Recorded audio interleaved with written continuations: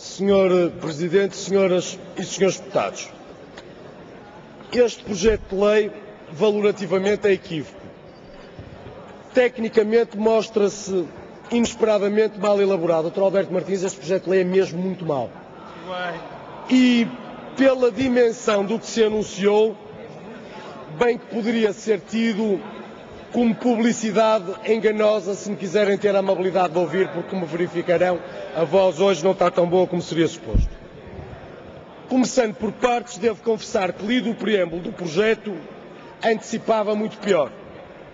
Afinal, como nele se adianta, foi fonte de inspiração dos socialistas o espírito renovador, aberto e moderno que marcou há quase 100 anos a Primeira República.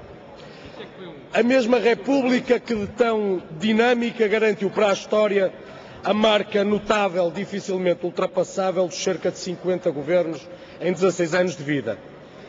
Bondade até, quem sabe, para o mesmo espírito renovador, aberto e moderno, com que igualmente há quase 100 anos essa Primeira República encontrou boa justificação para a expulsão dos jesuítas e para o confisco dos bens da Igreja Católica, que os proponentes agora conseguem descortinar no preâmbulo como má influência para a lei que temos.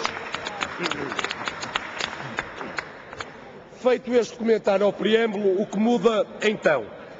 Muito mais semântica do que conteúdo, e tecnicamente temos até aqui um exemplo do que não deve ser o trabalho legislativo, mais ainda quando se alteram diplomas tão fundamentais e importantes como o Código Civil.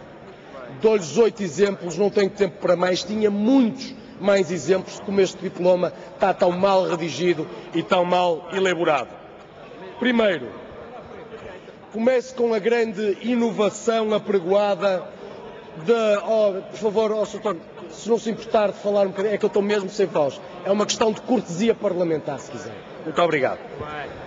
Comece com a grande inovação apregoada da violação dos direitos humanos, designadamente da violência doméstica, como fundamento para que seja requerido o divórcio. O problema é que não é verdade que algo mude com o projeto de lei a este propósito.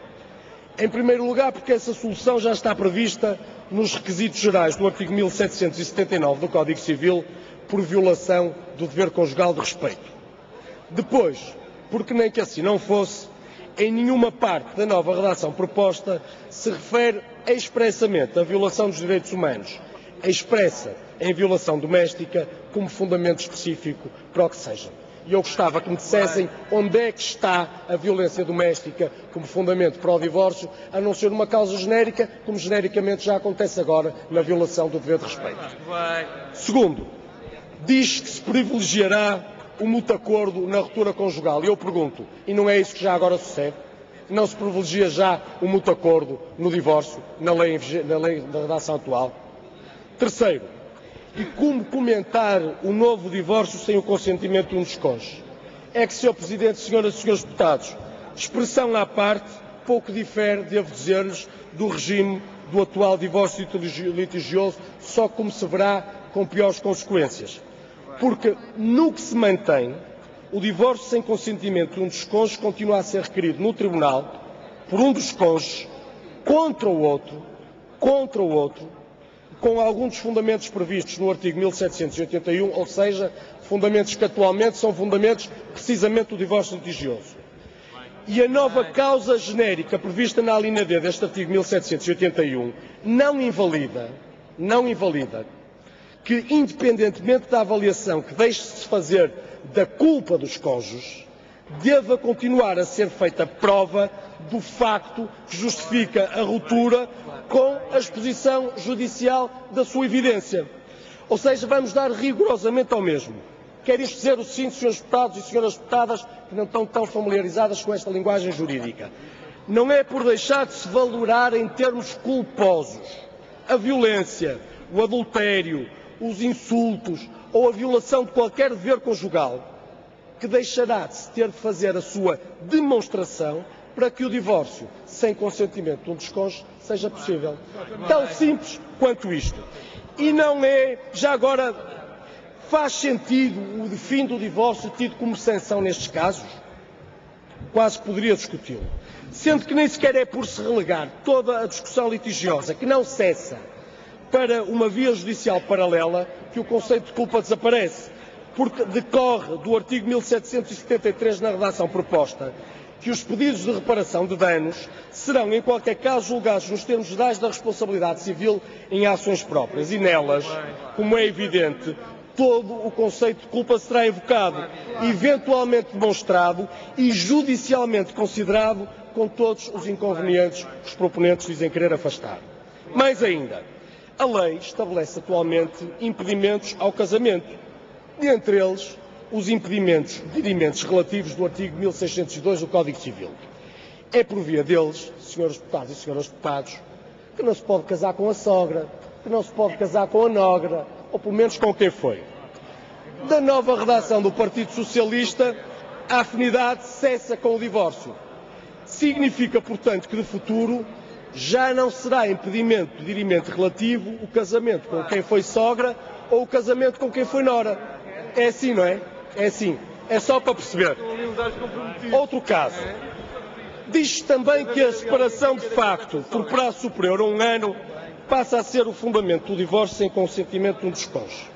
Neste ponto há consenso. Reduzir prazos para bem das pessoas é normal e aceitável. Reduzir o casamento ao que ele não deve ser é que já não é. E é isso que está em causa nesta discussão. E já agora, para que então manter a ausência por tempo superior a 1 ano, quando a separação de facto pelo mesmo período com prova muito menos difícil passa a ser requisito bastante? É que não faz sentido, Srs. Deputados. Tecnicamente é verdadeiramente aquilo que se chama um disparate. Num mau exemplo que o legislador não deve dar.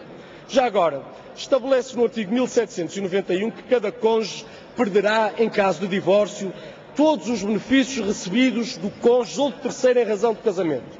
Teremos então como razão prática, a partir de agora, depois do divórcio, a entrega aos terceiros convidados dos presentes de casamento recebidos. É assim, não é? É assim, não é?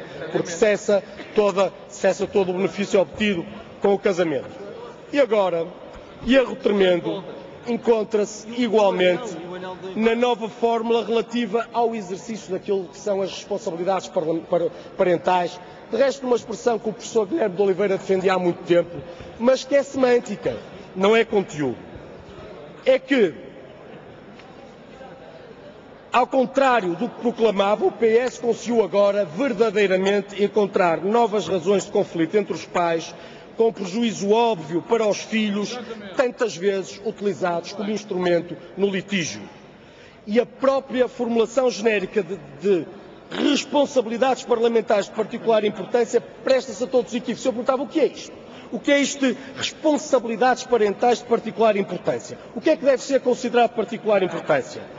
É que a particular importância não difere necessariamente. Olha, desde logo, depende do conceito dos próprios pais, depende do contexto socioeconómico, depende das suas referências de origem, depende até da avaliação do tribunal. E, portanto, agora passa-se a democratizar o conceito, devendo ambos os pais dar palpite sobre aquilo que constitui o tal interesse de particular importância, tendo um deles com o qual o filho vive que dirimir esse conflito. Os senhores conseguem assim criar uma fonte de conflito em que os filhos serão os primeiros prejudicados, tantas vezes usados como instrumento nesse litígio. E, já agora, Sr. Presidente, erro crasso também para o novo artigo 1777-A, que passa a consagrar o incumprimento das responsabilidades parentais como crime de desobediência. Compreende-se que a não prestação de alimentos em favor do menor constitua crime. Isso já sucede, como sabem. Mas alargar a natureza criminal ao não cumprimento do exercício de todas as obrigações constantes do acordo que regula as obrigações parentais, atualmente o acordo de regulação do poder parental, é no mínimo um absurdo. Porque esta esquerda que vem sempre com o argumento da autoridade contra, designadamente, esta direita, opta agora pela criminalização de comportamentos com relevo única e exclusivamente civil. E não tem noção que o conflito que motivou a ruptura perpetua-se quase sempre para além do divórcio.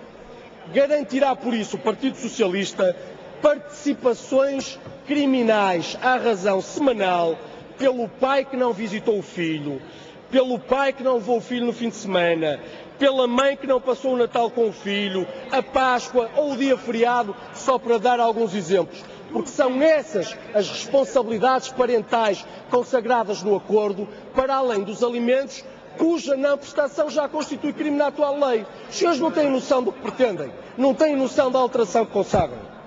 Sr. Presidente, termino assim. Este projeto de lei faz de conta que Portugal não é um país livre. Mas em Portugal as coisas não são assim. Ninguém casa obrigado. O casamento é uma opção livre dos cônjuges. Quem quer casar, casa. Quem quer viver junto, vive junto. Para que então relativizar, diminuir, desmaterializar o casamento, se o casamento é uma opção livre que só se toma quando se quer e por quem quer? Termino, Sr. Presidente. Que sentido faz transformar o casamento num contrato mínimo? Densificar uniões de facto para desvalorizar o casamento numa teoria de vasos comunicantes que não percebe que uma e outra coisa não são rigorosamente a mesma. O PS sabe até que em Portugal apenas 6,3% dos divórcios são litigiosos. A maior parte dos divórcios não tem nada a ver com este projeto de lei. Pelo que, Sr. Presidente, Senhoras e Senhores Deputados, termino, o propósito desta discussão é só uma. Em vésperas de eleições, competir à esquerda e à extrema-esquerda pela agenda social que percebem mediática e que julgam que dá votos. Basicamente, imitar aqui ao lado o Partido Socialista Espanhol. Mas para isso, senhoras e senhores deputados, não podem mesmo contar connosco.